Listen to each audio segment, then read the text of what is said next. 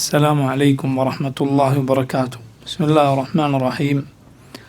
الحمد لله رب العالمين، وأشهد أن لا إله إلا الله وحده لا شريك له، وأشهد أن محمدا عبده ورسوله صلى الله وسلم عليه وعلى آله وأصحابه أجمعين. اللهم انفعنا بما علمتنا وعلمنا ما ينفعنا وزدنا علما. اللهم أصلح لنا شأننا كله ولا تكلنا إلى أنفسنا طرفة عين. أما بعد. സഹോദരങ്ങളെ, അൽ-അഖീദത്തുൽ വാസിത്തിയ്യയിൽ അള്ളാഹുവിൻ്റെ മഅയ്യ എന്ന സിഫത്ത്, അവൻ്റെ വിശേഷണം വന്നിട്ടുള്ള ആയത്തുകളാണ് ഇനി നമുക്ക് വായിക്കാനുള്ളത്. ഒന്നാമത്തെ ആയത്ത് സൂറത്തു അൽ ഹദീദിലെ 4-ാമത്തെ ആയത്താണ്. ഹുവല്ലദീ ഖലഖ അസ്സമാവാതി വൽ അർദ ഫീ 6 അയ്യാം ثم استوى على العرش يعلم ما يلج في الأرض وما يخرج منها وما ينزل من السماء وما يعرج فيها وهو معكم أينما كنتم والله بما تعملون بصير. هو الذي خلق السماوات والأرض. അള്ളാഹുവാണ് ആകാശങ്ങളെയും ഭൂമിയെയും പടച്ചത്. ഫി 6 അയ്യാം, എത്ര ദിവസങ്ങളിൽ? ഫി 6 അയ്യാം, 6 ദിവസങ്ങളിലായി. ثم استوى على العرش. അതിനുശേഷം അള്ളാഹു അവൻ്റെ അർഷിൽ, അവൻ്റെ സിംഹാസനത്തിൽ ആരോഹണം ചെയ്തു. യഅലമു മാ യലിജു ഫിൽ അർദ്. ഭൂമിയിലേക്ക് കടന്നു കയറുന്നത്, ഭൂമിയിൽ പ്രവേശിക്കുന്നത് അവൻ അറിയുന്നു. ഭൂമിയിൽ പ്രവേശിക്കുന്നതെല്ലാം. വമാ യഖ്റുജു മിൻഹാ, ഭൂമിയിൽ നിന്ന് പുറത്തേക്ക് പോകുന്നതും. വമാ യൻസിലു മിനസ് സമാ, ആകാശത്ത് നിന്ന് താഴെ ഇറങ്ങുന്നതും. വമാ യഅർജു ഫീഹാ, ആകാശത്തേക്ക് കയറിപ്പോകുന്നതും. വഹുവ മഅക്കും ഐനമാ കുൻതും, നിങ്ങൾ എവിടെയായിരുന്നാലും അള്ളാഹു നിങ്ങളുടെ കൂടെയുണ്ട്. അല്ലാഹു ബിമാ തഅമലൂന ബസീർ.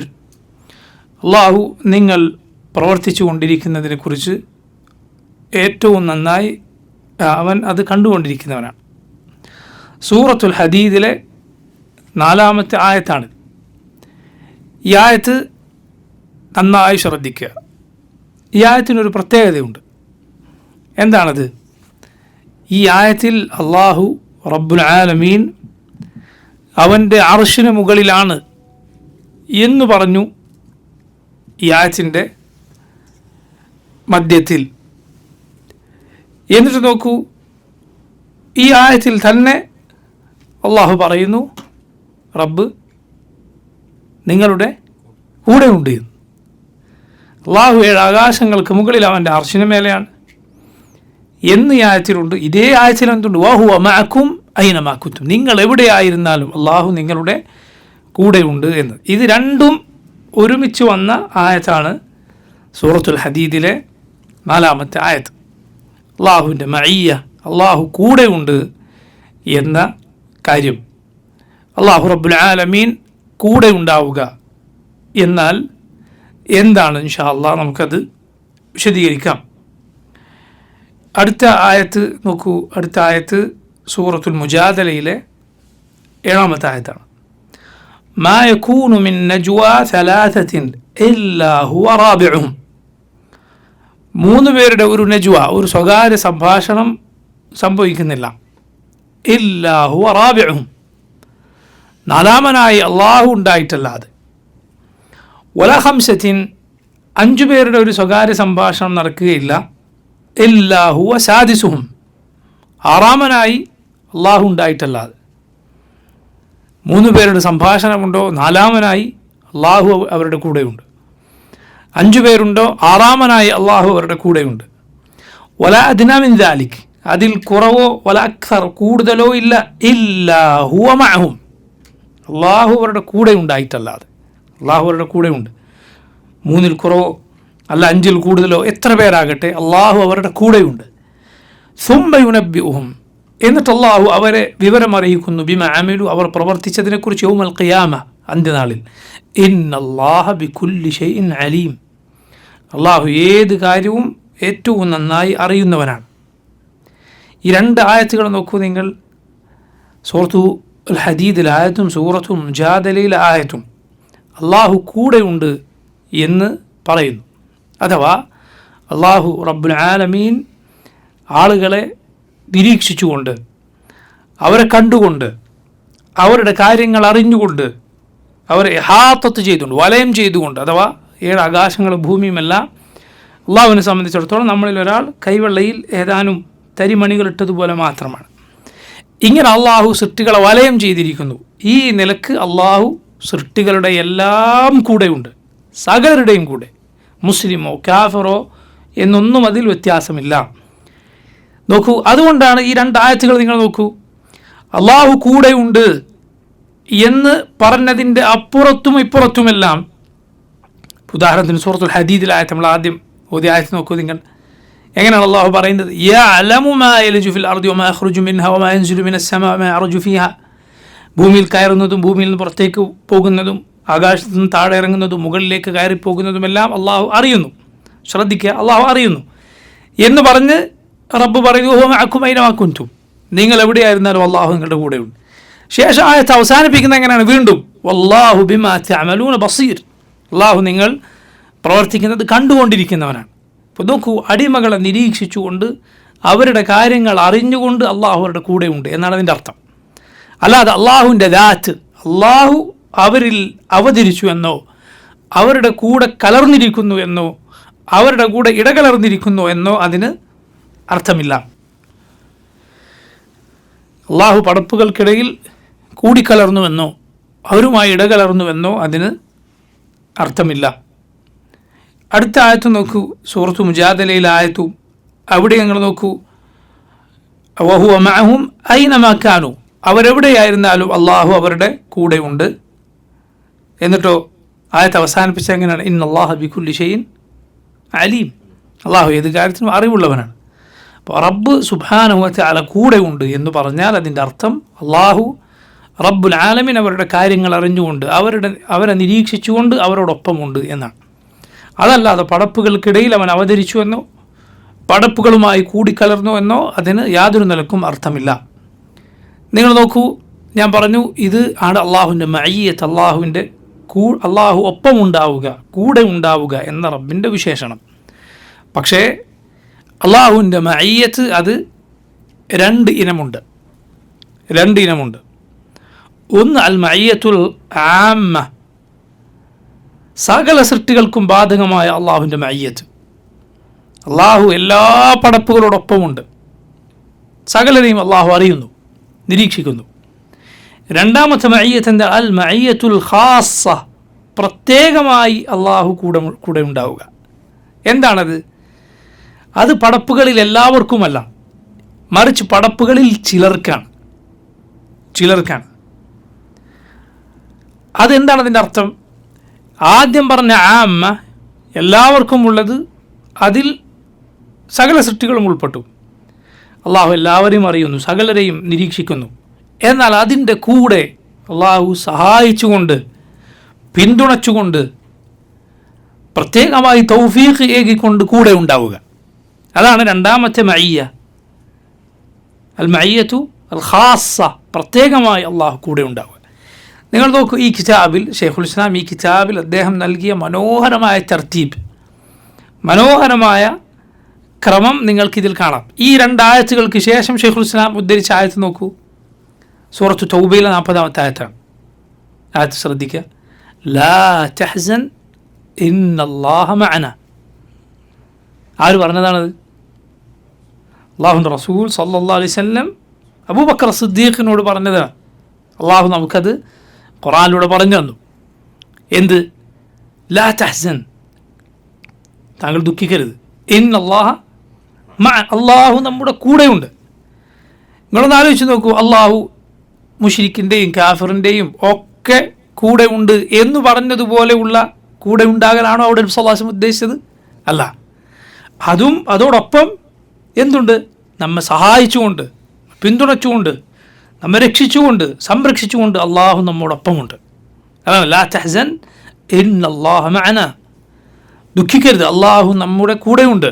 ഇബ്നുൽ ഖയ്യിം റഹിമഹുല്ലാഹ് ഈ ആയത്ത് ഉദ്ധരിച്ചുകൊണ്ട് പറഞ്ഞു, ഇതിൻ്റെ മറുവശം എന്താണ്? അള്ളാഹു നമ്മുടെ കൂടെയുണ്ട്, ദുഃഖിക്കരുത്, പിന്നെയോ സന്തോഷിച്ചുള്ള എന്നാണ്. അദ്ദേഹം പറഞ്ഞു, അള്ളാഹു കൂടെ ഉണ്ടാവുക എന്നതിലുള്ള സന്തോഷം പോലെ വേറൊരു സന്തോഷമില്ല.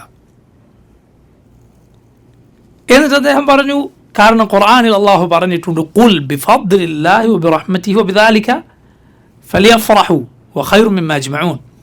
അള്ളാഹുവിൻ്റെ ഔദാര്യത്തിനും അള്ളാഹുവിൻ്റെ കാരുണ്യത്തിനും നിങ്ങൾ സന്തോഷിച്ചു കൊള്ളുക എന്ന് ഖുർആനിൽ അള്ളാഹു പറഞ്ഞിട്ടുണ്ട്. അള്ളാഹുവിൻ്റെ ഔദാര്യവും കാരുണ്യവും കൊണ്ട് നിങ്ങൾ സന്തോഷിക്കുക. ഇബ്നുൽ ഖയ്യിം പറഞ്ഞു, അള്ളാഹുവിൻ്റെ ഔദാര്യത്തിലും കാരുണ്യത്തിലും സന്തോഷിക്കുക, അഥവാ ഖുർആനും ഇസ്ലാമും ഒക്കെയാണ് അതുകൊണ്ട് ഉദ്ദേശം. അള്ളാഹു ഇസ്ലാം നൽകി, ഖുർആൻ നൽകി എന്നതിൽ നിങ്ങൾ സന്തോഷിച്ചുകൊള്ളുക. അദ്ദേഹം പറഞ്ഞു, അള്ളാഹുവിൻ്റെ ഔദാര്യം കൊണ്ട് സന്തോഷിക്കുക, റബ്ബിൻ്റെ കാരുണ്യം കൊണ്ട് സന്തോഷിക്കുന്നതിനേക്കാൾ വലിയ സന്തോഷമാണ് അള്ളാഹു തന്നെ കൂടെ ഉണ്ടാവുക എന്നതിലുള്ള സന്തോഷം. അതുകൊണ്ട് ഒരു മുഅ്മിൻ ദുഃഖിക്കരുത്.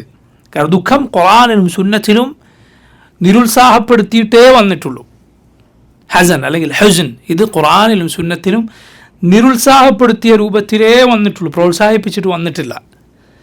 അത് മനുഷ്യൻ്റെ പ്രകൃതമാണ്, അത് സംഭവിക്കുക, അതിൽ കുറ്റമൊന്നുമില്ല. റസൂലുള്ളാഹി സ്വല്ലല്ലാഹു അലൈഹി വസല്ലം പറഞ്ഞിട്ടില്ല, ഇന്നൽ ഖൽബ യഹ്സൻ, ഖൽബ് വേദനിക്കുന്നു. ഏത് റസൂലുള്ളാഹി സ്വല്ലല്ലാഹു അലൈഹി വസല്ലം മകൻ ഇബ്രാഹിം മരണപ്പെട്ടപ്പോൾ പറഞ്ഞിട്ടുണ്ട്. അപ്പം അത് മനുഷ്യ സഹജമാണ്, ഒഴിവാക്കാൻ സാധ്യമല്ല. പക്ഷെ അത് പ്രോത്സാഹിപ്പിക്കപ്പെട്ട കാര്യമല്ല. അത് മനുഷ്യൻ്റെ പ്രവർത്തനങ്ങളെ മുടക്കിക്കളയും. നമ്മുടെ ക്രിയാത്മകമായ അല്ലെങ്കിൽ നല്ല ഫലങ്ങൾ ഉണ്ടാക്കേണ്ട സമയം മുടക്കിക്കളയും. കാര്യങ്ങൾ പിന്നോട്ടേക്ക് അടുപ്പിക്കും. ദുഃഖം എന്ന് പറയുന്നത് പഠിക്കുന്ന ഒരാളുടെ പഠനം മുടക്കും, ജോലി ചെയ്യുന്ന ഒരാളുടെ ജോലി മുടക്കും, അല്ലെങ്കിൽ ജോലിയിലെ ഫലം അത് കുറക്കും. അതുകൊണ്ട് അത് പ്രോത്സാഹിപ്പിക്കപ്പെട്ടതല്ല. പറഞ്ഞു വന്ന് നോക്കൂ, അള്ളാഹു കൂടെ ഉണ്ട്, ദുഃഖിക്കരുതെന്ന് റസൂലുള്ളാഹി സ്വല്ലല്ലാഹു അലൈഹി വസല്ലം അബൂബക്കർ സിദ്ദീഖിനോട് പറഞ്ഞു. ഇത് ഏത് മഅയ്യത്താണ്? മഅയ്യ അൽ ഖാസ്സ, ഒരു സംശയമില്ലാതെ.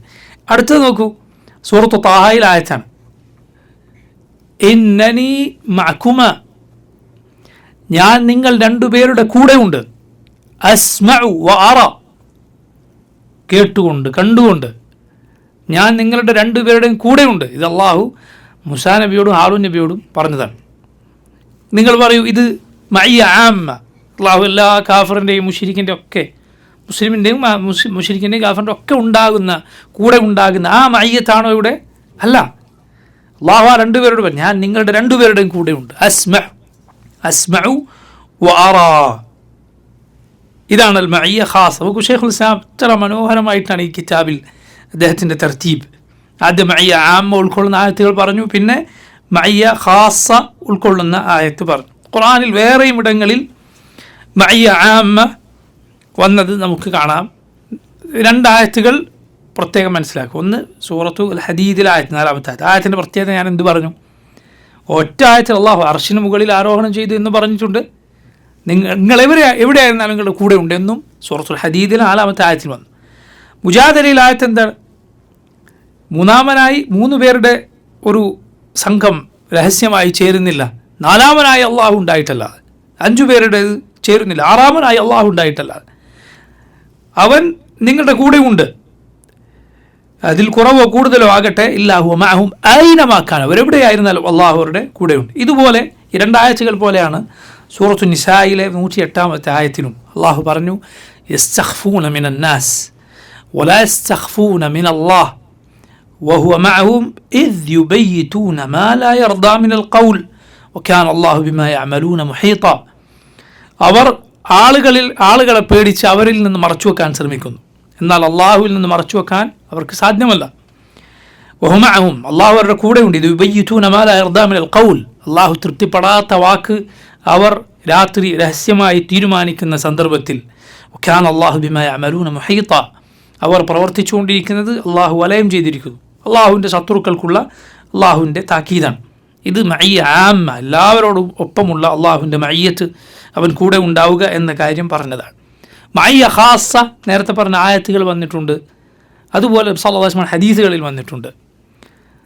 റസൂലുള്ളാഹി സ്വല്ലല്ലാഹു അലൈഹി വസല്ലം പറഞ്ഞ ഹദീസ് നോക്കൂ നിങ്ങൾ. ഇത് ഉദാഹരണങ്ങളാണ് ഞാനീ പറയുന്നത്, ഈ ഒരൊറ്റ ഹദീസിലേ വന്നിട്ടുള്ളൂ എന്നല്ലതിൻ്റെ അർത്ഥം. പല ഹദീസുകൾ, ഒരുപാട് ഹദീസുകളിൽ അള്ളാഹുവിൻ്റെ മഅയ്യത്തുണ്ട്. നോക്കൂ, നബി സല്ലല്ലാഹു അലൈഹി വസല്ലം പറഞ്ഞു, അള്ളാഹു പറഞ്ഞു, അന ഇൻദ ظني അബ്ദി ബി, എൻ്റെ അടിമ എന്നെക്കുറിച്ച് എന്ത് വിചാരിക്കുന്നോ ഞാൻ അങ്ങനെയാണ്. വഅന മഅഹു ഇദാ ദക്കറനി, എന്നെ അവൻ സ്മരിക്കുമ്പോൾ ഞാൻ അവൻ്റെ കൂടെയുണ്ട്. എന്താണത്? മഅയ്യ ആമ്മയോ ഖാസയോ? മഅയ്യ ഖാസ, മുഅ്മിനീങ്ങളുടെ കൂടെ അള്ളാഹു പ്രത്യേകമായി ഉണ്ടാവുക എന്നതാണ് അവിടെ ഉദ്ദേശം. നിങ്ങൾ നോക്കൂ, ഷെയ്ഖുൽ ഇസ്ലാം ഇബ്നു തൈമിയ്യ റഹിമഹുല്ലാ അദ്ദേഹം വാസിത്തിയയിലേക്ക് നമുക്ക് തിരിച്ചു പോയാൽ നമുക്ക് കാണാം ഷെയ്ഖുൽ ഇസ്ലാം റഹിമഹുല്ലാ അടുത്തതായി ഉദ്ധരിക്കുന്ന ആയത്ത് എന്താ? ഇന്നനി മഅക്കും അസ്മഉ വഅറ എന്ന് കഴിഞ്ഞ് സൂറത്തു നഹ്ലിലെ ആയത്താണ്. സൂറത്തു നഹ്ലിലെ 128-ാമത്തെ ആയത്ത് ശ്രദ്ധിക്കുക.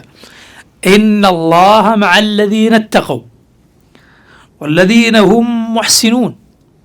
ഇന്നല്ലാഹ മഅല്ലദീന ഇത്തഖൗ, അല്ലാഹു അവനെ സൂക്ഷിക്കുന്നവരുടെ കൂടെയുണ്ട്. വല്ലദീന ഹും മുഹ്സിനൂൻ, നന്മ ചെയ്യുന്നവരുടെ കൂടെയുണ്ട്. ഏത് മഅയ്യത്താണ്? മഅയ്യ ഖാസ്സ.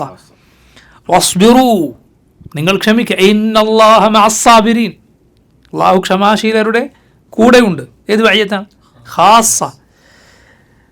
അതുപോലെ നോക്കൂ, സൂറത്തുൽ ബഖറയിൽ അല്ലാഹു പറഞ്ഞു കം മിൻ ഫിഅത്തിൻ ഖലീലത്തിൻ ഗലബത് ഫിഅതൻ കസീറതൻ ബിഇദ്നില്ലാഹ്. എത്ര ചെറിയ സംഘങ്ങളാണ് എത്രയോ വലിയ സംഘങ്ങളെ ചരിത്രത്തിൽ പരാജയപ്പെടുത്തിയിട്ടുള്ളത്. അല്ലാഹു മഅസ്സാബിരീൻ. ഏത് മഅയ്യത്താണ്? മഅയ്യ ഖാസ്. എന്താണ് രണ്ട് തമ്മിലുള്ള വ്യത്യാസം? മഅയ്യ ആമയിൽ എല്ലാവരും ഉൾപ്പെടും, എല്ലാവരും മുസ്ലിം കാഫറൊക്കെ. മഅയ്യ ഖാസ എന്നതിൽ എല്ലാവരും ഉൾപ്പെടുകയില്ല. ആ മഅയ്യത്ത് എന്ന് പറഞ്ഞാൽ നേരത്തെ പറഞ്ഞ മഅയ്യത്ത് അതെല്ലാവർക്കും ഉണ്ട്. അതിൻ്റെ കൂടെ അള്ളാഹു കണ്ടുകൊണ്ട് നിരീക്ഷിച്ചുകൊണ്ട് കൂടെയുണ്ട് എന്നതിനോടൊപ്പം സഹായിച്ചുകൊണ്ട് പിന്തുണച്ചുകൊണ്ട് തൗഫീഖ് ഏകിക്കൊണ്ട് സംരക്ഷിച്ചുകൊണ്ട് അള്ളാഹു കൂടെയുണ്ട്. അതാണ് മഅയ്യ ഖാസ എന്ന് പറയുന്നത്. നിങ്ങൾ നോക്കൂ, ഇത് രണ്ടും തമ്മിലുള്ള പ്രധാനപ്പെട്ട വ്യത്യാസങ്ങൾ എന്തൊക്കെയാണ്? എന്താണ് ഇത് രണ്ടും തമ്മിലുള്ള പ്രധാനപ്പെട്ട വ്യത്യാസങ്ങളെന്ന് മനസ്സിലാക്കുക. ഒന്ന്, പ്രധാനപ്പെട്ട 3 വ്യത്യാസങ്ങൾ ശരിക്കും ശ്രദ്ധിക്കുക. ഒന്ന്, മഅയ്യ ആമ്മ, അള്ളാഹു സകല സൃഷ്ടികളുടെയും കൂടെ ഉണ്ട് എന്ന് പറയുന്നത് അള്ളാഹുവിൻ്റെ വിശേഷണമാണ്, സിഫത്താണ്. പക്ഷേ അത് ദാത്തിയത്തായ അവൻ്റെ വിശേഷണമാണ്. ദാത്തിയ ഫഅലിയ എന്നിങ്ങനെ 2 വിശേഷണമുണ്ട്, നമ്മൾ മുമ്പ് പറഞ്ഞിട്ടുണ്ട്. ദാത്തിയ എന്നത് അവനിലുള്ള എപ്പോഴുമുള്ള അവൻ്റെ വിശേഷണങ്ങളാണ്, അവൻ ഉദ്ദേശിക്കുമ്പോൾ ഉണ്ടാകുന്നതല്ല. ഉദാഹരണത്തിന് അള്ളാഹു അറിയുന്നവനാണ്, ഇൽം. റബ്ബ് സുബ്ഹാനഹു വ തആല അലീമാണ്.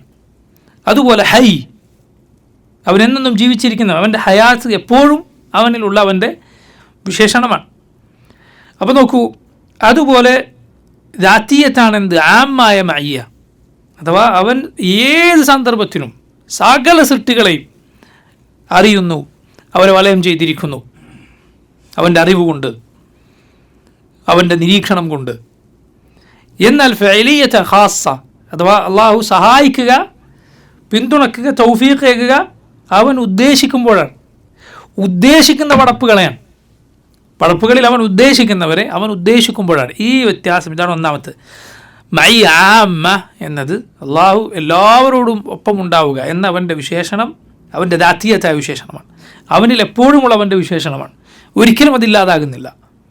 അവൻ്റെ മശീഅത്തുമായി, അവൻ്റെ ഉദ്ദേശവുമായി ബന്ധപ്പെട്ട് നിൽക്കുന്നതല്ലാതെ, ഉദ്ദേശിക്കുമ്പോൾ ചെയ്യുക എന്നതല്ലാതെ. രണ്ടാമത്തെ, എന്നാൽ മഅയ്യ ഖാസ്സ എന്നത് അത് അവൻ ഉദ്ദേശിക്കുമ്പോൾ സംഭവിക്കുന്നതാണ്. ഇതാണ് ഒന്നാമത്തെ വ്യത്യാസം, ശ്രദ്ധിക്കുക.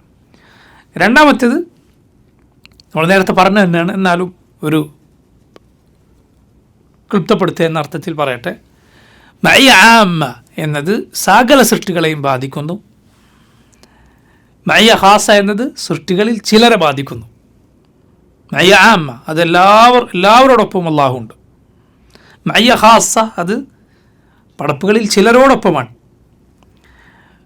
മൂന്നാമത്തേത്, ഇത് രണ്ടും വിശ്വസിക്കുമ്പോൾ ഒരു മുഅ്മിനിനുണ്ടാകുന്ന, ഇത് അവൻ്റെ ഹൃദയത്തിൽ ഉണ്ടാകേണ്ട ഫലമാണ്. അതിൽ വ്യത്യാസമുണ്ട്. മഅയ്യ ആം, അള്ളാഹു സൃഷ്ടികളോടൊപ്പമുണ്ട്, അവരെ നിരീക്ഷിച്ചുകൊണ്ട്, അവരുടെ കാര്യം അറിഞ്ഞുകൊണ്ട് എന്നത് വിശ്വസിക്കുന്ന ഒരു മുഅ്മിൻ്റെ മനസ്സിൽ എന്തായിരിക്കും അത്? ആ വിശ്വാസം കൊണ്ടുണ്ടാകുന്ന ഫലം എന്തായിരിക്കും? ആം, എല്ലാവരെയും സകലതും അള്ളാഹു അറിയുന്നു.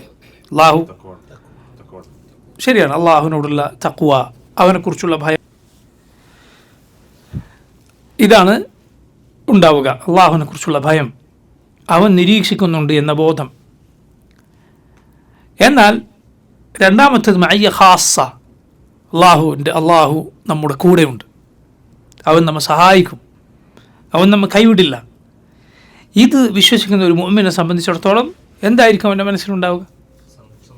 അള്ളാഹുവിനുള്ള പ്രതീക്ഷ, അവനോടുള്ള മഹബ്ബത്ത്, അവനോടുള്ള സ്നേഹം, ആ സന്തോഷം, അത് മുഅ്മിൻ്റെ മനസ്സിലുണ്ടാവും. അപ്പോൾ നോക്കൂ, 3 പ്രധാനപ്പെട്ട വ്യത്യാസങ്ങളാണ് നമ്മൾ പറഞ്ഞത്. 3 പ്രധാനപ്പെട്ട വ്യത്യാസങ്ങൾ. ഇനി നോക്കൂ, ഇനി ഈ വിഷയത്തിൽ നമുക്ക് പറയാനുള്ള സുപ്രധാനമായ ഒരു കാര്യമുണ്ട്. കാരണം അള്ളാഹുവിൻ്റെ ഈ മഅയ്യത്ത് എന്ന സിഫത്ത് തെറ്റിദ്ധരിപ്പിക്കപ്പെട്ടിട്ടുള്ള ഒരു വിശേഷണമാണ്. അള്ളാഹു കൂടെയുണ്ട്, അവനൊപ്പമുണ്ട് എന്ന് പറഞ്ഞതിൽ ചില ആളുകൾ അതേക്കുറിച്ച് തെറ്റിദ്ധരിച്ചു. എന്ത്? അള്ളാഹു കൂടെ ഉണ്ടാകുമെന്ന് പറഞ്ഞാൽ അള്ളാഹു പടപ്പുകളിലേക്ക് ഇറങ്ങും, അഥവാ പടപ്പുകളുടെ കൂടെ കലരും, അവരുമായി ഇടകലരും, അല്ലെങ്കിൽ അവരിൽ അവതരിക്കും. അല്ലെങ്കിൽ അതിനേക്കാൾ മോശമായത് എന്താണ്? സൃഷ്ടിയും സൃഷ്ടാവും ഒന്നായിത്തീരും.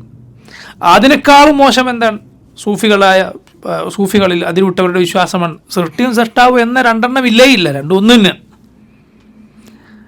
നോക്കൂ, ഈ ഹുലൂലിയത്തിൻ്റെ വാദം, അതുപോലെ വഹദത്തുൽ വജൂദിൻ്റെ വാദം, ഇത് പല തട്ടുകളാണ്, എല്ലാം കുഫറാണ്. ഒന്ന് സൃഷ്ടികളിൽ അള്ളാഹു അവതരിക്കുമെന്ന വാദമാണ്, അതാണ് ഹുലൂൽ. രണ്ടാമത്തേത് അതിനേക്കാൾ കടുത്ത കുഫറാണ്, സൃഷ്ടികളിൽ സൃഷ്ടാവായ റബ്ബ് ലയിച്ചു ചേരും, ഒന്നായി ചേരും എന്നത്. മനസ്സിലായി? ഒന്നായി ചേരും, ഒരു പടപ്പ് അള്ളാഹുവിൽ ഫനാ പ്രാപിക്കുക. പിന്നെ അടുത്തത് എന്താണ്? ഈ 2 എന്നൊരു സംഗതിയേ ഇല്ല, ഒന്നാണ്. സൃഷ്ടിയും സൃഷ്ടാവും ഒക്കെ ഒന്ന് തന്നെയാണ്. ഇങ്ങനെ പല പടികളാണ്, ഇത് എല്ലാം കുഫറാണ്. പക്ഷെ കുഫറിൻ്റെ കടുപ്പം കൂടി വരുന്നു. അപ്പോൾ നോക്കൂ, ഈ വിശ്വാസമാണ് ഈ മഅയ്യത്ത് എന്ന ആശയം പഠിപ്പിക്കുന്നത്, മഅയ്യത്ത് എന്ന അള്ളാഹുവിൻ്റെ സിഫത്ത് പഠിപ്പിക്കുന്നത് എന്ന് ചിലരെങ്കിലും തെറ്റിദ്ധരിച്ചിട്ടുണ്ട്, അങ്ങനെ തെറ്റിദ്ധരിപ്പിക്കാറുമുണ്ട്. എന്നിട്ട് ഇവരെന്ത് ചെയ്യും? ഇവർ അഹ്ലുസുന്നത്തിനെ കുറിച്ച് ഒരു തെറ്റിദ്ധാരണ പരത്തും. എന്താണത്? അവർ നിങ്ങളെല്ലാ സിഫത്തിൻ്റെ കാര്യം വരുമ്പോൾ നിങ്ങൾ പറയും എന്ത്? അത് നമ്മൾ അങ്ങനെ തന്നെ മനസ്സിലാക്കണം, വ്യാഖ്യാനിക്കാൻ പാടില്ല എന്ന് പറയും. അതേസമയം മഅയ്യത്ത് വരുമ്പോൾ നിങ്ങൾ വ്യാഖ്യാനിക്കും. നമ്മളെക്കുറിച്ച് അഹ്ലുസുന്നത്തിനെ കുറിച്ച് മഅയ്യത്ത് വരുമ്പോൾ നിങ്ങൾ വ്യാഖ്യാനിക്കാറുണ്ടല്ലോ. കാരണം അള്ളാഹു കൂടെ ഉണ്ട് എന്ന് പറഞ്ഞാൽ നമ്മൾ എന്താണ് പറയാറുള്ളത്? അള്ളാഹു 7 ആകാശങ്ങൾക്ക് മുകളിലാണ്. പക്ഷെ അവൻ്റെ അറിവ് കൊണ്ട്, അവൻ്റെ ഇഹാത്തത്ത് കൊണ്ട് അവൻ സൃഷ്ടികളെ മുഴുവൻ അറിയുന്നു. സൃഷ്ടികളുടെ കാര്യങ്ങൾ മുഴുവൻ അള്ളാഹു സുബ്ഹാനഹു വ തആല അറിയുന്നു, അവരെ നിരീക്ഷിച്ചുകൊണ്ടിരിക്കും. അതുകൊണ്ട് അള്ളാഹു പടപ്പുകളുടെ കൂടെയുണ്ട് എന്നാണ് നമ്മൾ അർത്ഥം പറയുന്നത്. ഇപ്പോൾ പറയാം, അത് നിങ്ങൾ വ്യാഖ്യാനിക്കില്ല, നിങ്ങൾ വാക്കുകളതിനൊന്നും വ്യാഖ്യാനിക്കാൻ പാടില്ല എന്ന് പറയും. എന്നിട്ട് ഇവിടെ എന്തിനാണ് നിങ്ങൾ വ്യാഖ്യാനിക്കുന്നത് എന്ന് പറയും. ഇത് യഥാർത്ഥത്തിൽ അവൻ്റെ മനസ്സിൽ അഹ്ലുസുന്നത്തിനോടുള്ള വിരോധം കൊണ്ടും അതുപോലെ വിവരമില്ലായ്മ കൊണ്ടും പറയുന്നതാണ്. എന്തുകൊണ്ടാണത്? കാരണം അറബി ഭാഷയിൽ അള്ളാഹു ഖുർആൻ അവതരിപ്പിച്ചത് അറബി ഭാഷയിലാണ്, അറബികളുടെ സംസാര ഭാഷയിലാണ്. അവർ മഅ എന്ന് പറയുമ്പോൾ എന്താണോ ഉദ്ദേശിച്ചത് ആ ഭാഷയിലാണ് അള്ളാഹു ഖുർആൻ അവതരിപ്പിച്ചത്.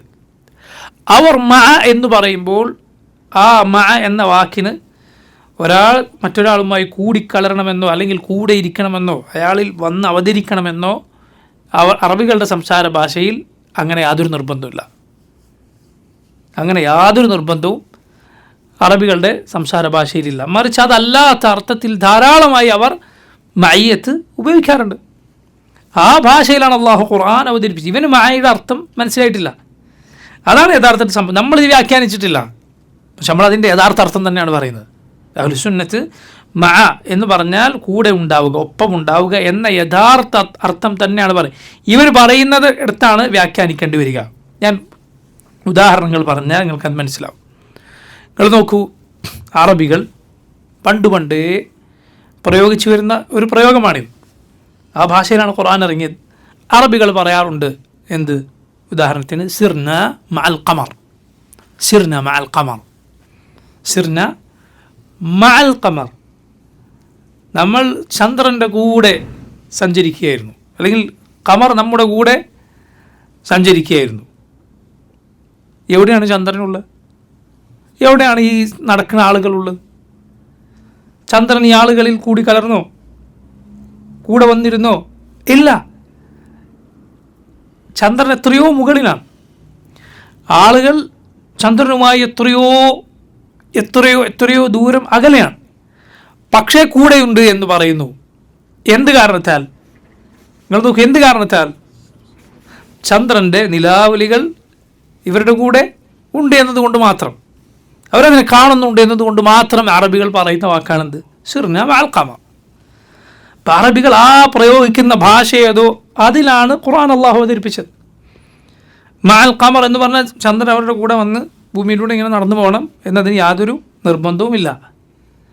നോക്കൂ, അതുപോലെ അറബികളുടെ പ്രയോഗമാണ്. അറബികൾ പ്രയോഗിച്ചു വന്നിരുന്ന അവരുടെ സംസാര ഭാഷയിലുള്ള ഉദാഹരണമാണ്.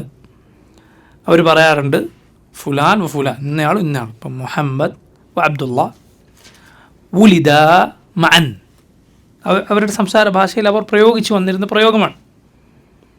ഇപ്പോൾ അമർ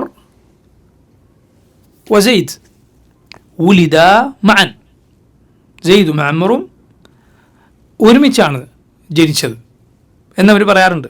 എന്തർത്ഥത്തിൽ? ഒരേ ദിവസം അല്ലെങ്കിൽ ഒരേ സമയം ജനിച്ചത് എന്നർത്ഥത്തിൽ.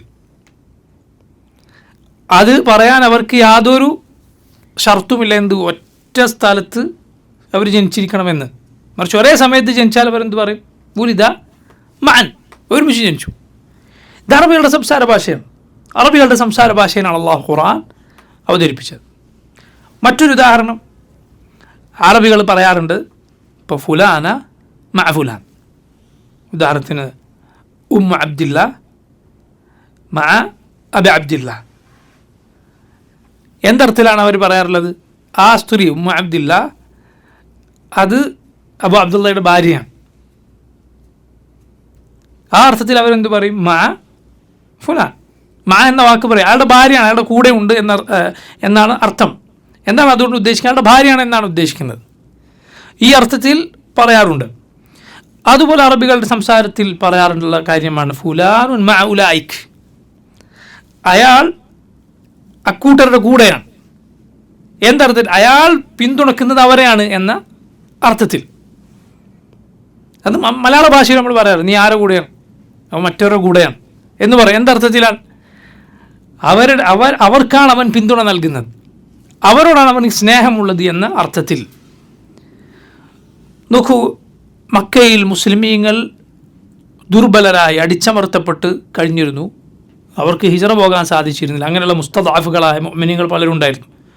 നബി സല്ലല്ലാഹു അലൈഹി വസല്ലമയും സഹാബത്തും എവിടെയാണുള്ളത്? ബാക്കി സഹാബത്തും മദീനയിൽ. ഈ മക്കയിലുള്ള മുശ്രിക്കുകളാൽ അടിച്ചമർത്തപ്പെട്ട മുഅ്മിനുകൾ ആരുടെ കൂടെയാണ്? റസൂലുള്ളാഹി സ്വല്ലല്ലാഹു അലൈഹി വസല്ലമയുടെ കൂടെയാണ്, മുഅ്മിനീങ്ങളുടെ കൂടെയാണ്. പോകട്ടെ, അത്ര ദൂരമൊന്നും പോകണ്ട. നമ്മൾ മുസ്ലിമീങ്ങൾ ലോകത്ത് പീഡനം അനുഭവിക്കുന്ന മുസ്ലിമീങ്ങളുടെ കൂടെയാണ്, ഫലസ്തീനിലെ മുസ്ലിമീങ്ങളുടെ കൂടെ. ഇത് അറബികളുടെ പ്രയോഗ ഭാഷയാണ്. അതിനർത്ഥം നമ്മൾ അവരുടെ കൂടെ കലരണമെന്നോ ഇടകലരണമെന്നോ യാതൊരു നിർബന്ധവുമില്ല.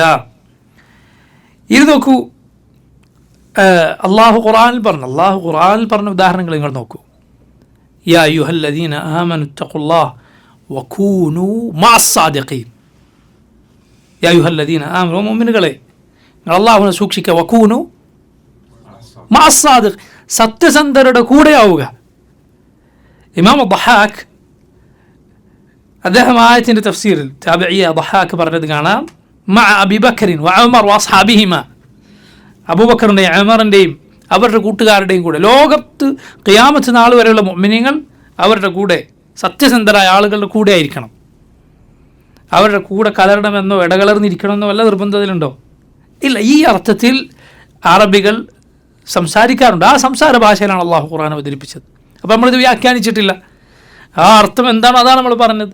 പോകട്ടെ, അള്ളാഹു ഖുർആൻ നമ്മളെ പഠിപ്പിച്ച ദുആയിലില്ലേ, വതവഫന മഅൽ അബ്റാർ, വതവഫന മഅൽ അബ്റാർ, അള്ളാഹുവെ പുണ്യവാന്മാരുടെ കൂടെ നമ്മളെ മരിപ്പിക്കണമേ എന്നാണ് ഇതിൻ്റെ അർത്ഥം. അതിൻ്റെ അർത്ഥം എന്താ? നമ്മളെല്ലാവരും ഒരേ സമയത്ത് മരിപ്പിച്ച് ഒരേ ഖബറിലടക്കി അങ്ങനെ ചെയ്യണമെന്നാണോ?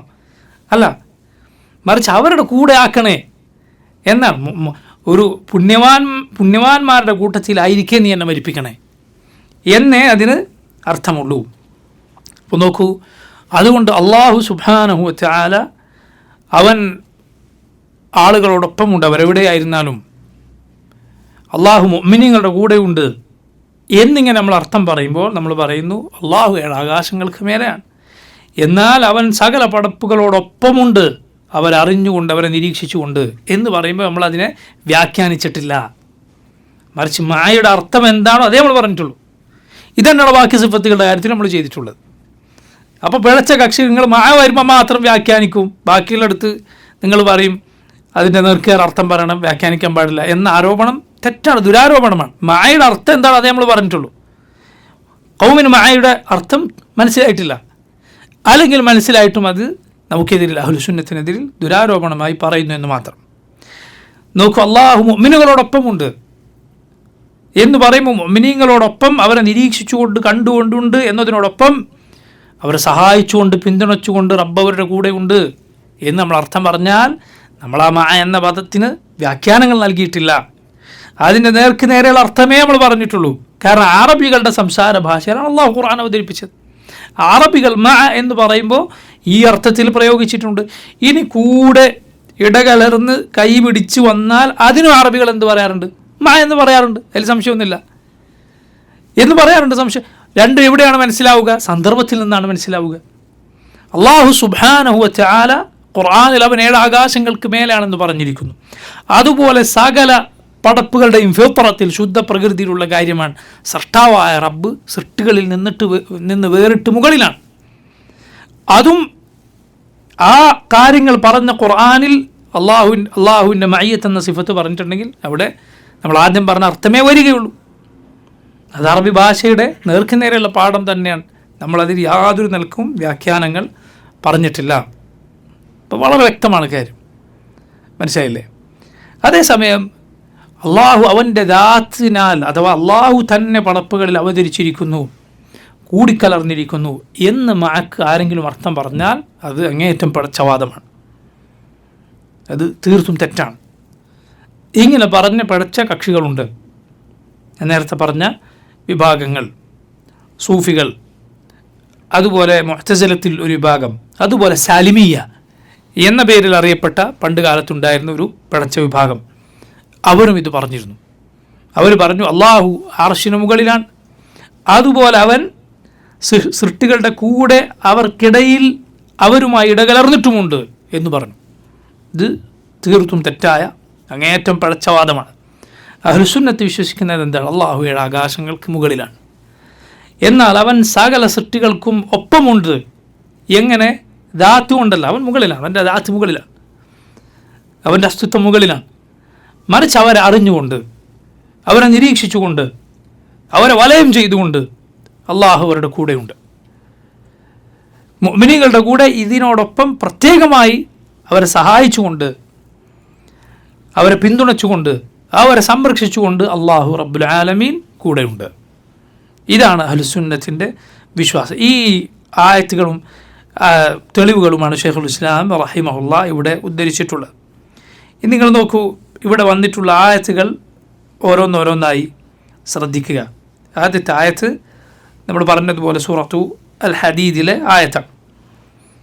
ഹുവല്ലദീ ഖലഖ അസ്സമാവാതി വൽ അർദ ഫീ 6 അയ്യാം ثم استوى على العرش. അവനാണ് ആകാശഭൂമികളെ 6 ദിവസങ്ങളിലായി പടച്ചത്, എന്നിട്ട് അവൻ അർശിൽ ആരോഹണം ചെയ്തിരിക്കുന്നു. അവൻ ഭൂമിയിൽ പ്രവേശിക്കുന്നതെന്തോ അതറിയുന്നു, ഭൂമിയിൽ നിന്ന് പുറത്തു പോകുന്നതറിയുന്നു, ആകാശത്ത് നിന്ന് താഴെ ഇറങ്ങുന്നതറിയുന്നു, അതിൽ നിന്ന് ആകാശത്തേക്ക് കയറിപ്പോകുന്നതറിയുന്നു. അറിവ് എത്ര തവണയാണ് പറഞ്ഞത്? അള്ളാഹു അർശിന് മേൽ ആരോഹണം ചെയ്തത് എന്നിട്ടാണ് പറയുന്നത് വഹുവ മഅക്കും ഐനമാ കുൻതും, നിങ്ങൾ എവിടെയായിരുന്നാലും അള്ളാഹു നിങ്ങളുടെ കൂടെയുണ്ട്. അല്ലാഹു ബിമാ തഅമലൂന ബസീർ, അള്ളാഹു നിങ്ങൾ പ്രവർത്തിക്കുന്നത് കണ്ടുകൊണ്ടിരിക്കുന്നവനാണ്. ഇതിൻ്റെ കൂടെ അത് പറഞ്ഞത് ഇതുകൊണ്ടാണ്, ഈ അർത്ഥത്തിലാണ് അള്ളാഹു കൂടെയുണ്ട് എന്ന് പറഞ്ഞത് വ്യക്തമാക്കാനാണ് അള്ളാഹു അങ്ങനെ പറഞ്ഞത്. ഇനി നോക്കൂ, അടുത്ത ആയത്ത് മുജാദലയിലെ ആയത്താണ്. നമ്മൾ നേരത്തെ പറഞ്ഞു മാ യകൂനു മിൻ നജ്വ സലാസത്തിൻ ഇല്ലാ ഹുവ റാബിഉഹും, 3 പേരുടെ ഒരു രഹസ്യ സംഘം സംഭാഷണത്തിന് ചേരുന്നില്ല, ഇല്ലാ ഹുവ റാബിഉഹും, 4-മനായി അള്ളാഹു ഉണ്ടായിട്ടല്ലാതെ. ശ്രദ്ധിക്കുക, ഈ പ്രയോഗം വളരെ ശ്രദ്ധിക്കുക. ثلاثة إلا هو رابعهم خمسة إلا هو സാദിസും. ഇങ്ങനെ, അതായത് അറബികൾ അവരുടെ സംസാര ഭാഷയിൽ 3 പേർ കൂടെ ഇരിക്കുന്നുണ്ട്, 4ാമത് ഒരാൾ അവിടെ വന്നിരുന്നു എന്ന് വിചാരിക്കുക. 4ാമനെ കുറിച്ച് പറയുക 4 മനുഷ്യരാണെങ്കിൽ, 4 ഒരുപോലെ ആണെങ്കിൽ അറബികൾ പറയുക റാബിഉ അർബഅ. എന്താണ് പറയുക? റാബിഉ അർബഅ, 4ൽ ഒരാൾ, 4ൽ ഒരാൾ. ഇതെപ്പോഴാണ് പറയുക? എപ്പോഴാണ് പറയുക? വന്നിരുന്നവരെല്ലാം ഒരേ ജിൻസിൽപ്പെട്ടവരാണെങ്കിൽ, മനസ്സിലായി? അവിടെ ഇരിക്കുന്നവരൊക്കെ ഒരേ ജിൻസിൽ, ഒരേ വിഭാഗത്തിൽപ്പെട്ടവരാണെങ്കിൽ എന്ത് പറയും? റാബിഉ അർബഅ.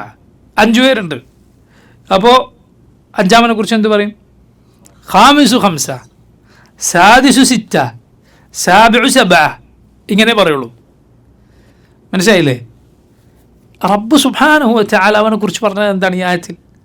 മാ യകൂനു മിൻ നജ്വ സലാസത്തിൻ, 3 പേരുടെ ഒരു സംഘം അവിടെ ഉണ്ടെങ്കിൽ ഇല്ലാ ഹുവ റാബിഉഹും, ഇല്ലാ ഹുവ, 4ാമനായി അവിടെ ആരുണ്ട്? അല്ലാഹു ഉണ്ട് എന്നാണ്. 4ൽ ഒരുവൻ എന്നല്ല. 3 പേരുണ്ടെങ്കിൽ 4ാമനായി ആരുണ്ട്? അല്ലാഹുണ്ട്. 4ൽ ഒരുവൻ എന്നല്ല. ശ്രദ്ധിക്കുക, 2 പ്രയോഗം ശ്രദ്ധിക്കുക.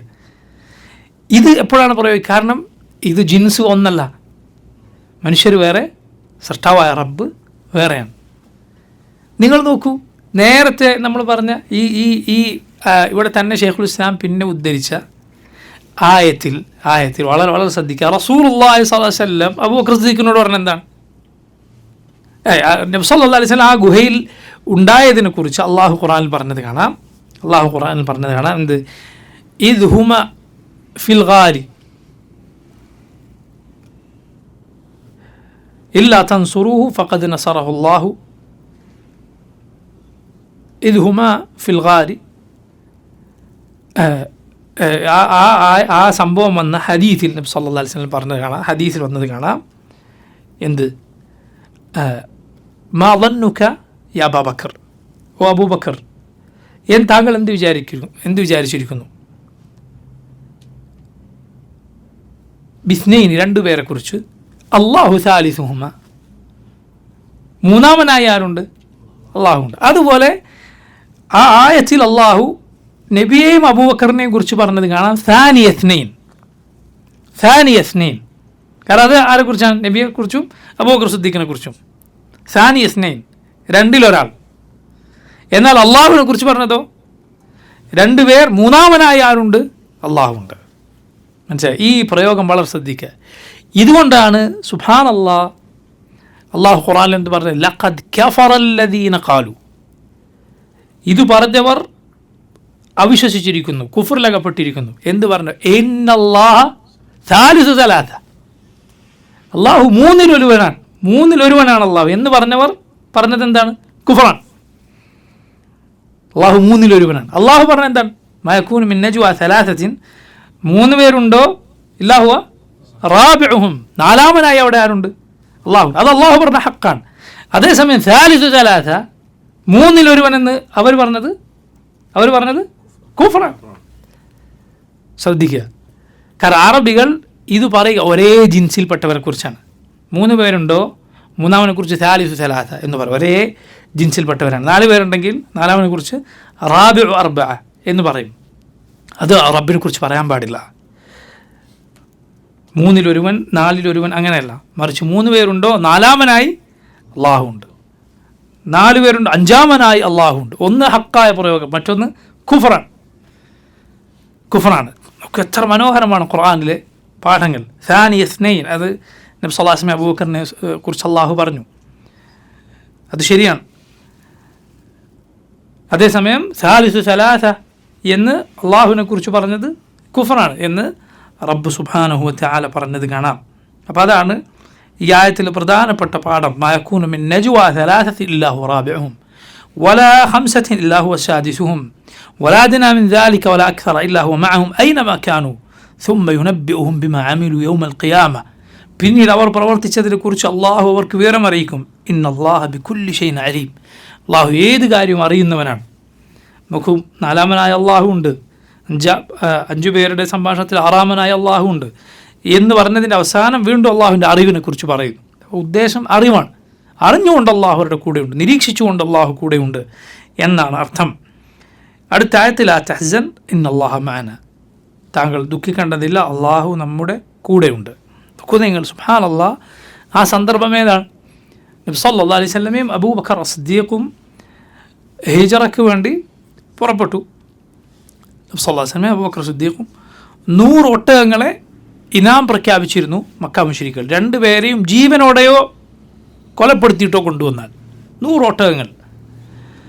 അങ്ങനെ റസൂലുള്ളാഹി സല്ലല്ലാഹു അലൈഹി വസല്ലമയും അബൂബക്കർ സിദ്ദീഖും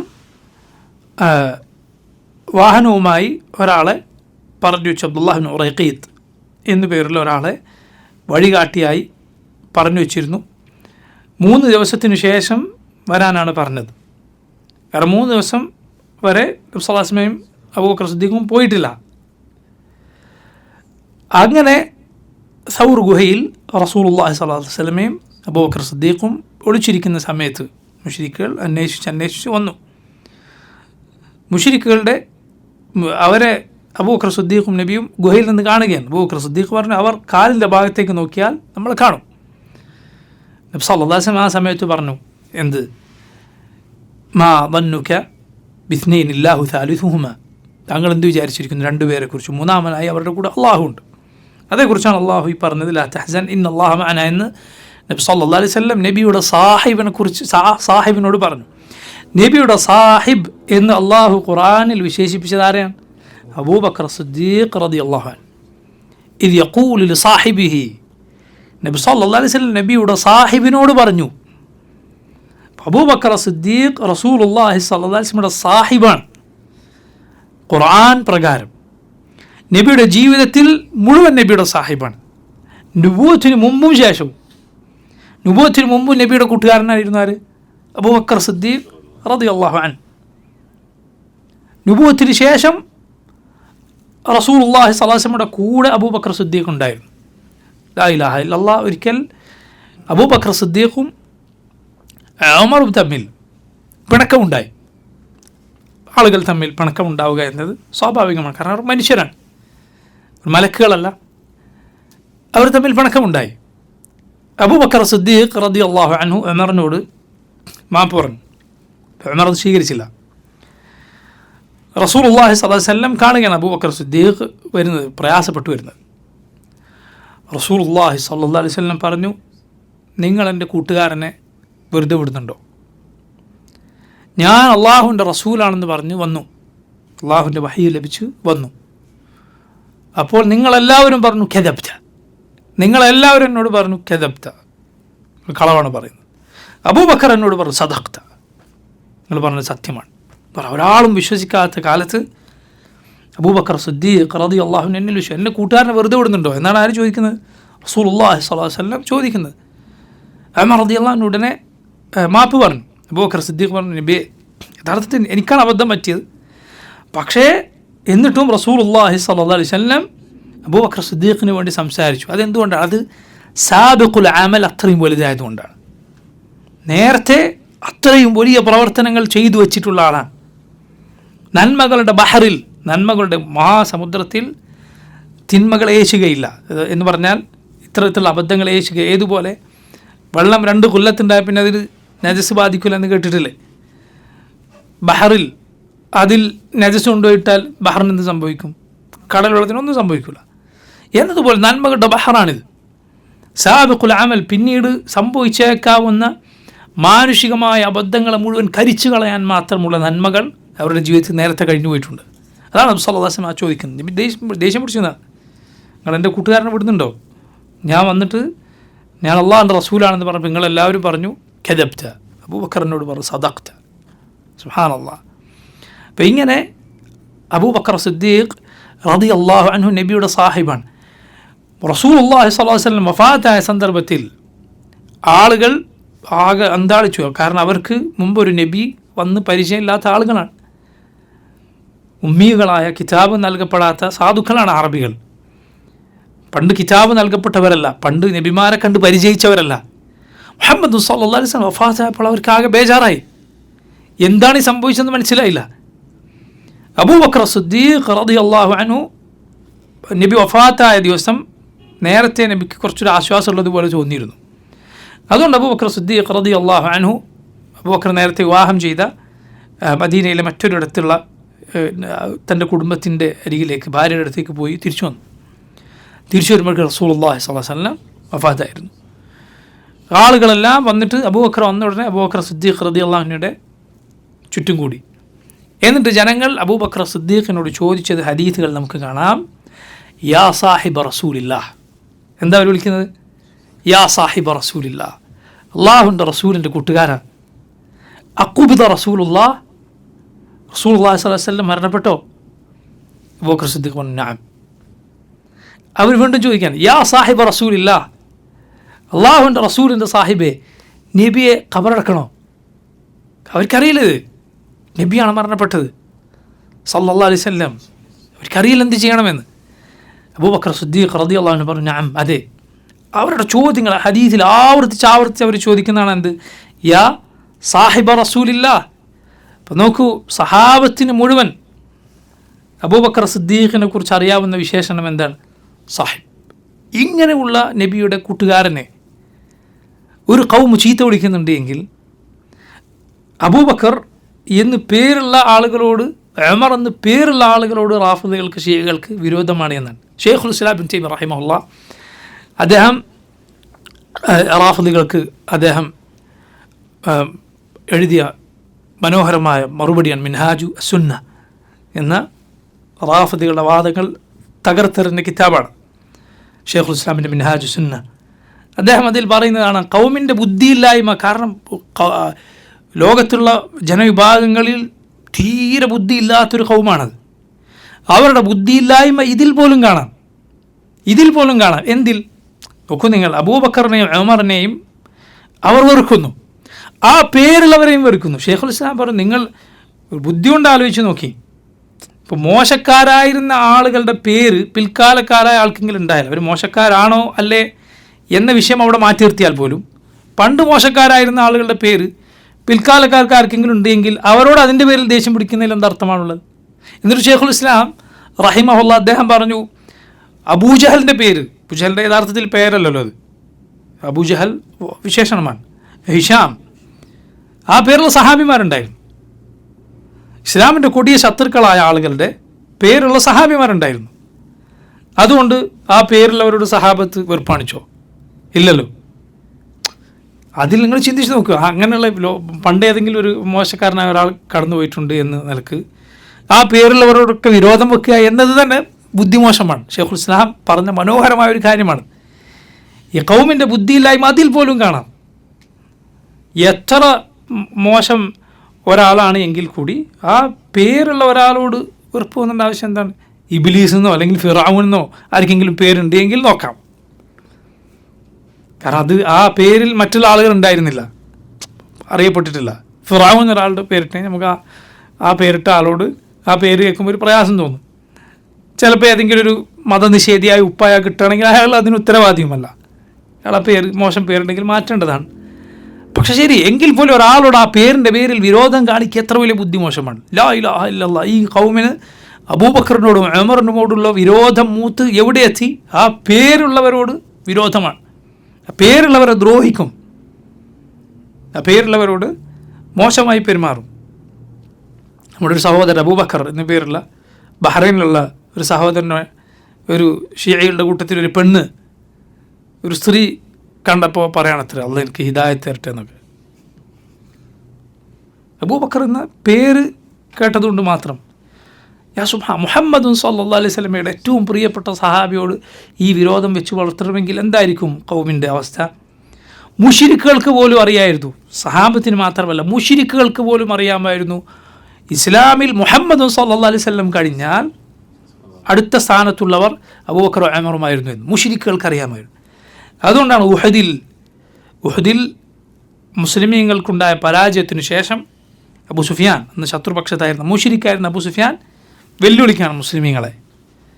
യുദ്ധം കഴിഞ്ഞിട്ട് ആ യുദ്ധത്തിൻ്റെ കൊടുമ്പിരി അടങ്ങിയപ്പോൾ അബൂ സുഫിയാൻ ഉച്ചത്തിൽ വെല്ലുവിളിക്കുകയാണ്, അഫീക്കും മുഹമ്മദ്.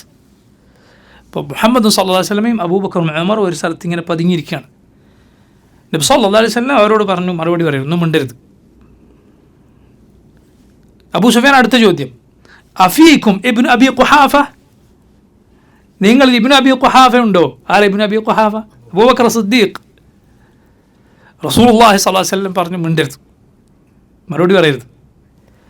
അടുത്ത ചോദ്യം, അബൂ സുഫിയാൻ ചോദിക്കുക, അഫീക്കും ഇബ്നുൽ ഖത്താബ്, നിങ്ങളിൽ ആരുണ്ടോ? ഇബ്നുൽ ഖത്താബ് ഉണ്ടോ? ഉമർ ഉണ്ടോ? മുശ്രിക്കായിരുന്ന അബൂ സുഫിയാൻ അറിയാം നബി സല്ലല്ലാഹു അലൈഹി വസല്ലം കഴിഞ്ഞാൽ ഉമ്മത്തിൽ അടുത്ത പേരുകളിൽ ആരാണ് വിളിക്കേണ്ടത്, അടുത്ത നമ്പറിൽ ആരാണ് എന്ന്. എന്നിട്ട് അബൂ സുഫിയാൻ പറഞ്ഞു, 3 പേരുടെയും ശബ്ദം കേൾക്കാത്തപ്പോൾ, എന്ത്, നിങ്ങളുടെ കഥ കഴിഞ്ഞിരിക്കുന്നു. ഇതുകൂടി കേട്ടപ്പോൾ ഉമറിന് സഹിക്കാൻ പറ്റിയില്ല.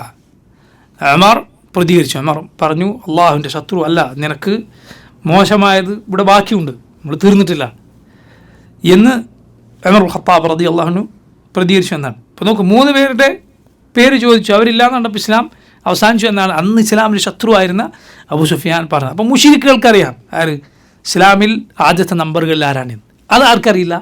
റാഫിദിക്കറിയില്ല, ഷിയയ്ക്കറിയില്ല. ലാ ഇലാഹ ഇല്ലല്ലാഹ്. എന്നിട്ട് ഈ ഖൗമിനെ ഇസ്ലാമിൻ്റെ സംരക്ഷകരായി ആരെങ്കിലും കാണുന്നുണ്ടെങ്കിൽ നിങ്ങളുടെ ബുദ്ധിയെക്കുറിച്ച് ഓർത്ത് പരിതപിക്കുകയല്ലാതെ വേറെ വഴിയില്ല. മനസ്സിലായില്ലേ? റോമക്കാരും വരും ഒന്നാണത്രേ. ഇപ്പോൾ പുതിയ കണ്ടുപിടുത്താണ് എന്ത്, ഗലിബത്ത് റൂം. അള്ളാഹു ഖുർആനിൽ ആയത്ത് ഇറക്കിയിട്ടുണ്ട്, റോമക്കാർ പരാജയപ്പെട്ടു. വഹും മിൻ ബഅദി ഗലബിഹിം സയഗ്ലിബൂൻ, അവർ പരാജയത്തിന് ശേഷം ജയിക്കും. ഫി ബിദ്അ സിനീൻ, ഏതാനും വർഷങ്ങൾക്കുള്ളിൽ. അന്ന് മുഅ്മിനുകൾ സന്തോഷിക്കും. സൂറത്ത് റൂം ഇറങ്ങാനുണ്ടായ പശ്ചാത്തലം നമുക്കെല്ലാവർക്കും അറിയാം. കാരണം പേർഷ്യക്കാരും റോമക്കാരും തമ്മിൽ യുദ്ധമുണ്ടായി. പേർഷ്യക്കാരാണ്? അഗ്നി ആരാധകരാണ്, മജൂസികളാണ്, മുശ്രിക്കുകളെക്കാൾ കടുത്ത കുഫറിലുള്ള ഒരു വിഭാഗം. റോമക്കാരാണ് നസറാനികളാണ്, ക്രൈസ്തവരാണ്, മുസ്ലിമീങ്ങളോട് അടുത്തു നിൽക്കുന്നവരാണ്. അതുകൊണ്ട് മുസ്ലിമീങ്ങൾ ആഗ്രഹിച്ചിരുന്നത് റോമക്കാർ ജയിക്കാനായിരുന്നു. പക്ഷേ അവർ ഇനി ഒരിക്കലും എഴുന്നേറ്റു വരില്ല എന്ന ആളുകൾക്ക് തോന്നുമാറ് പരാജയപ്പെട്ടു, നിലംപരിശായി. പേർഷ്യക്കാരവരെ തോൽപ്പിച്ചു, അഗ്നിയാരാധകർ അവരെ തോൽപ്പിച്ചു. ഇതുണ്ടായപ്പോൾ മുശ്രിക്കുകൾ, മക്ക മുശ്രിക്കുകൾ സന്തോഷിച്ചു, മുസ്ലിമീങ്ങൾക്ക് പ്രയാസമുണ്ടായി. അള്ളാഹു സൂറത്തു റൂം, റോമക്കാർ എന്നാണ് ആ സൂറത്തിൻ്റെ പേര് തന്നെ, ആ ആയത്ത് അവതരിപ്പിച്ചുകൊണ്ട് പറഞ്ഞു, റോമക്കാർ അടുത്ത ഭൂമിയിൽ പരാജയപ്പെട്ടിരിക്കുന്നു. എന്നാൽ ഫി ബിദ്അ സിനീൻ, ബിദ്അ എന്ന് പറഞ്ഞാൽ 10ൽ താഴെ സംഖ്യയാണ്. അത്രയും വർഷങ്ങൾക്കുള്ളിൽ അവർ ജയിക്കും. അന്ന് മുഅ്മിനുകൾ സന്തോഷിക്കും. സുബ്ഹാനല്ലാഹ്, അത്ഭുതകരമായി ഒരാൾക്കും പ്രവചിക്കാൻ സാധിക്കാത്ത അവസ്ഥയായിരുന്നു അന്ന് ഇനി റോമക്കാർ എണീച്ചു വരും എന്നത്. പക്ഷെ അവർ വീണ്ടും യുദ്ധമുണ്ടായി, അവർ പേർഷ്യക്കാരെ പരാജയപ്പെടുത്തി. ഇപ്പോൾ ഖൗമ പറയുകയാണെന്ത്, ഇതുപോലെ ആണ് എന്ത് റാഫിദികൾ, അവരെ ഇറാനെ നമ്മൾ പിന്തുണക്കണം. എന്താ കാര്യം? റോമക്കാരെ പണ്ട് മുസ്ലിമീങ്ങൾ അവർ കാഫിറുകളായിട്ട് കൂടി അവരുടെ വിജയത്തിൽ മുസ്ലിമീങ്ങൾ സന്തോഷിച്ചില്ലേ? അതുപോലെ ആദ്യം കാഫിറാന്ന് സമ്മതിക്കാറില്ലായിരുന്നു. ഇവിടെ എത്തിക്കഴിഞ്ഞാൽ ഏതാണ്ട് അത് സമ്മതിച്ചതുപോലെയായി. പക്ഷെ ഖിയാസ് നോക്കി, ഖിയാസ് എന്താ? ഇത് തമ്മിലുള്ള റോമക്കാരോട് ഈ ഖൗമിനെ ഖിയാസാക്കിയത് അങ്ങേയറ്റം ബാത്തിലായ, ഒരു നിലക്ക് യോജിക്കാത്ത ഖിയാസാണ്. കൂട്ടറെ ഖിയാസാക്കേണ്ടത് പേർഷ്യക്കാരോടാണ്. കാരണം ആ ഖൗമിൻ്റെ പിൻഗാമികളാണ് ആര്? റാഫിദികൾ, മജൂസികളുടെ പിൻഗാമികളാണവർ. മജൂസികളുടെ പിൻഗാമികളാണ് ഇറാനി റാഫിദികൾ. പഴയ പേർഷ്യൻ സാമ്രാജ്യത്തിൻ്റെ ഭാഗമാണ്. ഉമറിനോടുള്ള അവരുടെ വിരോധം തന്നെ അതാണ്. കാരണം ഉമറാണ് പേർഷ്യക്കാരെ പരാജയപ്പെടുത്തി അത് ഇസ്ലാമിന് കീഴിൽ കൊണ്ടുവന്നത്. അറബികളോടുള്ള വിരോധം പഴയ മജൂസിയത്ത് ഉള്ളിൽ വെച്ച് നടക്കുന്ന കൗമാണത്. ഇപ്പം ഖിയാസിന് കൂടുതൽ യോജിക്കാരോടാണ്? പേർഷ്യക്കാരോടാണ്.